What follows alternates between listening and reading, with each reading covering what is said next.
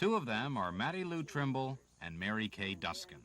They think of each other as sisters, although they're not related, but they've been living together for so long they consider each other kin. They've both been involved in the women's rights movement almost as long as they can remember. I voted the very first time that women had the privilege of voting. That was in the fall of 1920. It was in Pine Bluff, Arkansas. And the polling places had naturally been places where only the men went formally. So any woman who voted that fall was accompanied by her husband, or women got together in groups and went to the polling place. In our little college, we just sort of went along, you know, and then the vote came along.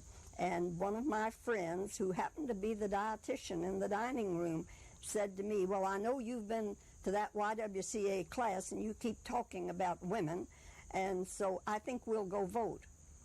And I said, oh, I hadn't thought about the fact that I could vote. And she said, well, of course you can.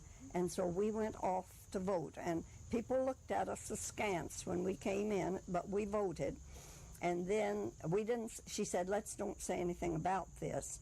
And we didn't say anything about it, but the people at the polls had a good deal to say. And the first thing we knew, it was all over the college. Well, there were others who had done the same thing, but not a large group, just a few. I think I was a Democrat, but I wanted a two-party system in the South. And so I voted for Harding. Both women are deeply religious. Miss Duskin's father was a minister. Mrs. Trimble's father and husband were in the ministry. And the same arguments that are being used today against ERA were very prevalent at that time. It was going to be the destruction of the home. It was going to lower respect of men for women. And it was just not a good thing.